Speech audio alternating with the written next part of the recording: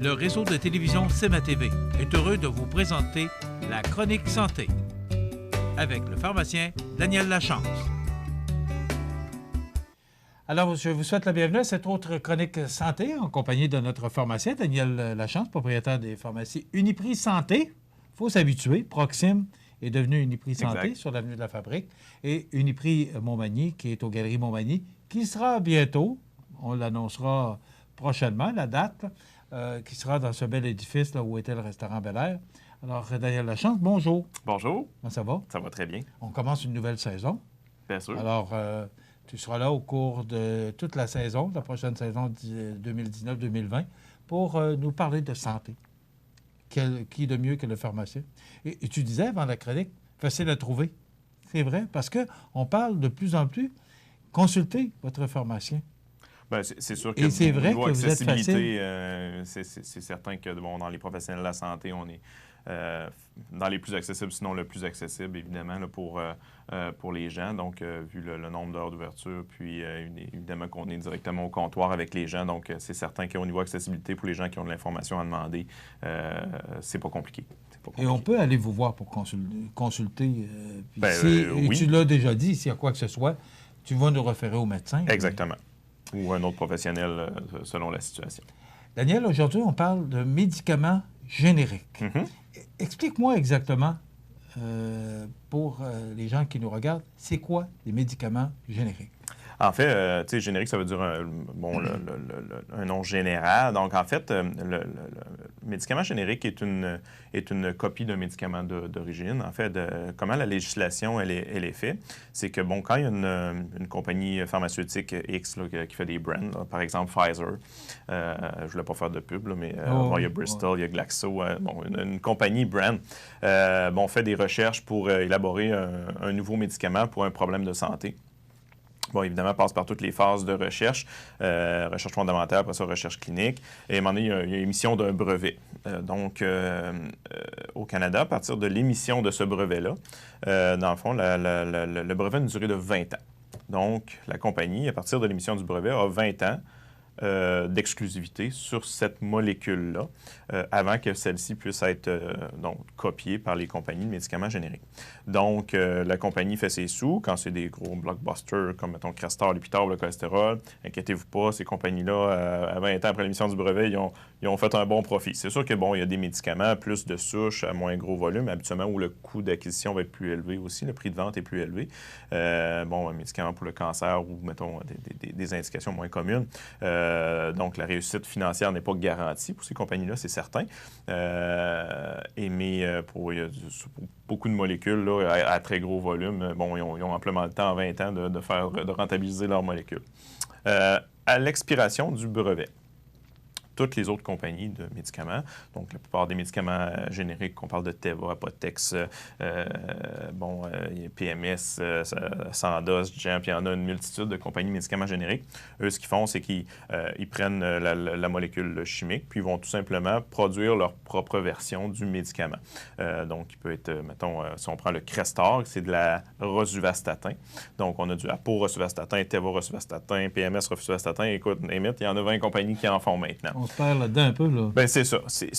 Bon, beaucoup de choses se disent sur les médicaments génériques, c'est-tu moins bon, pas bon. En fait, il n'y a pas de différence, en fait, de molécules chimiques entre un médicament d'origine et un médicament générique. Dans le fond, les contrôles de qualité puis les normes sont les mêmes par Santé Canada pour un médicament d'origine qu'un médicament générique. Mais ce que Santé Canada tolère, en fait, qu'un médicament est mis en marché. Donc, il y a des études qui sont faites sur les lots. Évidemment, les médicaments sont vérifiés. On va les donner à des patients. Là, les Anapharm de ce monde, les compagnies, souvent, c'est ça. Hein, c'est des études qu'on appelle pharmacocinétiques. C'est qu'ils vont donner les médicaments chez des sujets sains, puis ils vont doser le médicament dans le sang à différents moments pour s'assurer que la quantité de médicaments qui se rend dans le sang, mettons pour un Crestor original 10 puis rosuvastatin 10, bien, dans le fond, que la concentration sanguine dans le temps, on appelle l'air sous la courbe, dans le fond, ils font un graphique de la concentration sanguine, puis il faut que la surface dans ce graphique-là soit la même que dans le médicament d'origine, à plus ou moins 10 %. Donc, pour la plupart des médicaments, Santé Canada tolère plus ou moins 10 % de l'air sous la courbe. Puis dans 90 % des médicaments, ça n'a pas d'impact clinique, cette petite différence-là.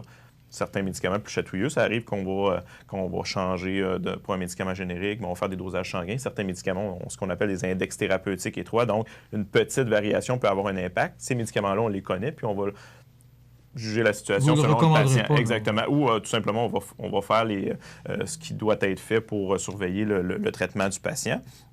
Mais c'est quand même des cas qui ne sont pas fréquents. Mais dans la plupart des cas, la différence n'est pas significative. Donc, ça, c'est pour la partie molécule. Cependant, mettons, une compagnie peut décider, même si de moins en moins utilisé, mettons, dans son comprimé, quelqu'un est allergique au lactose.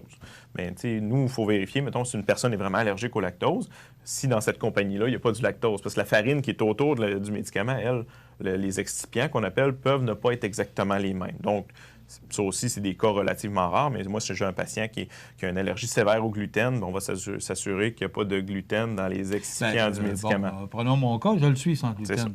OK? Et moi, c'est ça. Chaque fois, il faut que je le déclare. Oui. De toute façon, vous l'avez dans mon fichier. Exactement. Nous, on le note au dossier. Puis, évidemment, nous, à ce moment-là, c'est compagnie par compagnie. Donc, à ce moment-là, pour quelqu'un... faut vérifier à chaque fois. Si c'est une intolérance, parce que la quantité qu'on s'entend de gluten, si, mettons, il y a un peu d'amidon dans un médicament, quelqu'un qui a une intolérance qui n'est pas majeure, ça n'a pas nécessairement d'impact. Mais quelqu'un qui a une allergie qui est cœliaque sévère, qui a une allergie au gluten, évidemment, il faut s'assurer qu'il n'y a aucun amidon de blé ou aucun amidon qui contient du gluten qui a été utilisé dans la composition, parce que là, il va réagir parce qu'une vraie allergie n'est pas dose dépendante. Donc, il faut s'assurer qu'il n'y a pas de traces de gluten là-dedans. Puis, il y a des compagnies qui sont certifiées sans gluten ou, du moins, vont pouvoir vérifier avec la compagnie s'il peut contenir du gluten dans les excipients. C'est des exceptions. C'est des choses qui ne sont pas fréquentes. C'est du cas par cas. Mais vous l'avez au dossier. Exactement. Mais dans la grande majorité des cas, pour un patient, qu'on change du médicament original au médicament générique, les différences de concentration qui peuvent arriver ne sont pas cliniquement significatives. Mais ceci dit, c'est vrai que ce n'est pas exactement du pareil au même. Il peut avoir une légère différence, mais qui, dans la plupart des cas, n'est pas significative. Ou, comme je disais, s'il y a un cas d'allergie ou d'intolérance à un excipient, ça peut être quelque chose qui peut, pour un patient donné, dans le fond, qu'on doit ajuster quelque chose. Là, mais c'est rare. Mais pourquoi, Daniel, qu'on prend le médicament d'origine, puis à un moment donné, on nous change pour le générique, on sait que c'est pas le même prix? Pas du tout, même. Bon, les assurances, les compagnies d'assurance. Bien, la principale raison est une raison pharmaco-économique. Donc, évidemment, pour une compagnie qui crée un nouveau médicament, les recherches sont très dispendieuses, donc ils viennent justifier un prix de vente qui est relativement élevé. Bon, là, on peut avoir un débat si c'est trop élevé, pas assez élevé, là, j'embarque pas là-dedans. C'est pas l'objectif non plus de exactement. La il y a des instances qui jugent du prix des médicaments. Bon, puis bon, c'est beaucoup dans l'actualité, justement, ces temps-ci. Mais ceci dit, c'est ça, à la tombée, copier un médicament, évidemment, qui est existant pour une compagnie générique, les coûts d'études, oui, il y a des études, comme je disais, de pharmacocinétique, mais toutes les parties des études fondamentales, les études cliniques pour l'efficacité, tout ça, on peut en faire ça. Tout ce qu'ils ont à démontrer, c'est que le médicament générique est équivalent au médicament d'origine en frais de concentration. Donc, les études sont moins coûteuses, donc leur coût de production est beaucoup moins coûteux et de marketing et compagnie. Donc, le prix de vente est beaucoup moins. Mais là, on parle aux alentours peut-être de 15 à 20 là. Je vais prendre un médicament très connu pour que beaucoup de gens prennent, le Pentaloc pour l'estomac, un antiacide. c'est 15 à 20 de moins? C'est 15 à 20 du coût. Okay. Par exemple, un Pentaloc original, peut-être pour, mettons, quelqu'un qui en prend un comprimé par jour pour une trentaine de comprimés, 85-90 $ par mois. Puis la version générique est entre 20 et 25 $ par mois. Oh, okay.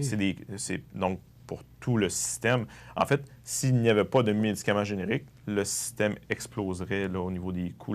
Ça ne serait pas soutenable, là, vraiment. Donc, c'est pour protéger le consommateur, c'est ça? Protéger le consommateur, protéger aussi les systèmes de santé, parce qu'on a un système public, là, les gens à l'hôpital, là, si on n'achetait que les coûts sont déjà très élevés, là, ça serait insoutenable, surtout avec les nouveaux médicaments qui sont très dispendieux qui arrivent. Si les plus vieux médicaments, il n'y avait pas de copie générique qui sortirait et qui restait au même coût, ça ne pourrait pas fonctionner. Donc, c'est nécessaire, les médicaments génériques, pour la survie puis le maintien, bien, que ce soit des compagnies d'assurance aussi, là, sinon les coûts augmenteraient énormément, mais aussi pour le système public, parce que sinon les coûts seraient vraiment trop élevés. Puis sont de la même qualité, il n'y a pas de changement de qualité, les normes sont les mêmes. C'est vraiment tout simplement pour faire baisser les coûts au niveau de la médication. Fait que c'est okay. Mais quand pour un patient qui utilise l'origine et change, tu parlais tantôt d'effet, vu que 10 ou... Plus ou moins 10 dans l'air sous la Qui courbe. propose le générique? Est-ce que c'est le médecin, le pharmacien? Non, c'est toujours le fonctionne? pharmacien. Le médecin, lui, quand il prescrit un médicament... C'est moins payant. Bon, parlons, là, t'es propriétaire. C'est moins payant de vendre du générique que de vendre non, ça ne change rien pour moi. C'est pour ça que je te pose la question, à savoir, qui décide que moi, je prends un médicament d'origine et du jour au lendemain, on dit, ben là, tu vas prendre le générique. Non, c'est vraiment pour diminuer le coût au niveau des compagnies d'assurance et au niveau public, parce que souvent aussi, les compagnies d'assurance ne paieront plus l'excédent. Dans le fond, quand il y a un générique qui sort... Donc, c'est pas le pharmacien qui décide, c'est pas le médecin. Non, la compagnie d'assurance peut mettre... Mais certaines compagnies vont rembourser l'excédent. Après ça, nous, on l'offre. Le patient peut décider de garder l'original. Honnêtement, je trouve que c'est de l'argent tiré par les fenêtres, là, parce que la différence de coût est énorme. Sauf pour plus que tu dis qu'il n'y a pas d'effet... Il n'y a pas de changement, sauf pour certaines considérations, comme je disais, particulières. Si, mettons, il y a juste une compagnie générique qui contient du gluten, puis l'original n'en contient pas, puis le patient est allergique au gluten, là, on n'a comme pas le choix. Là, c'est une raison qui est clinique, on n'a pas le choix. Sauf souvent, quand un médicament générique sort, il y a plusieurs compagnies qui vont le faire. C'est rare que c'est une seule compagnie, ça arrive, mais c'est ça. Nous, on va, évidemment, quand on sait qu'un générique est sorti, on l'offre au patient. Le patient peut toujours décider de garder l'original. C'est pas... sauf que, il n'y a pas vraiment de raison clinique dans la majeure partie des cas. Au niveau économique, pour un pharmacien, c'est pas plus payant ou moins payant un générique parce que nous, dans le fond, l'honoraire de service, il est fixe. Donc, on a le même revenu qu'on serve un original ou un générique. Par exemple, moi, à la RAMQ, que je serve un Crestor à 70$ par mois ou un Rosuvastatin à 15-20$, j'ai 8$. Ça ne change rien. Fait que en brut, là, j'ai le même montant. Donc ça ne change rien. Au niveau économique, pour le pharmacien, il n'y a pas d'avantage ou de désavantage. C'est vraiment tout simplement pour le système de santé, les compagnies d'assurance et tout, pour le patient même aussi, parce qu'il paye une partie de sa coassurance. Donc tout le monde. Puis si en plus la compagnie d'assurance et la RAMQ, d'ailleurs, ne rembourse pas l'excédent, mais le patient peut se retrouver, mettons, comme je vous disais, l'exemple du Pantoloc tantôt, s'il y a 60$ de différence entre l'original et le générique, c'est le patient qui paye le 60$ de sa poche. Là. Donc, il a payé non pas en pourcentage, il le paye au complet, cette différence-là. Donc, c'est de l'argent inutilement dépensé. Est-ce que ça a été une bonne chose, Daniel, qu'on instaure ce nouveau système-là? Ça fait quand même plusieurs années. Le générique, ça a toujours existé. C'est pas nouveau. Mais on ne connaissait pas dans le temps. Bien, en fait, c'est que là, il y a tellement de molécules. Il y a tellement de molécules. Puis c'est sûr que l'avenue de la RAMQ et des assurances médicaments obligatoires a peut-être mis ça plus au jour, là, qu'il y avait des médicaments d'origine, médicaments génériques, puis on voyait la différence de prix. Puis aussi la quantité de médicaments qu'on a aujourd'hui. Puis aussi, il y a une période où toutes les grosses molécules qui se vendaient beaucoup, hypertension, cholestérol, tout ça, leur brevet est venu quand même, il y a une certaine fenêtre où leurs brevets sont tous venus expiration relativement en même temps, parce qu'il n'y a eu un boom dans la production de nouveaux médicaments dans certaines années, puis beaucoup d'évolution dans la pharmacologie. Puis on dirait qu'il y a beaucoup de médicaments en même temps que les brevets sont en expiration, donc il y a eu un boom dans le médicament générique aussi, parce qu'il y en a sorti beaucoup.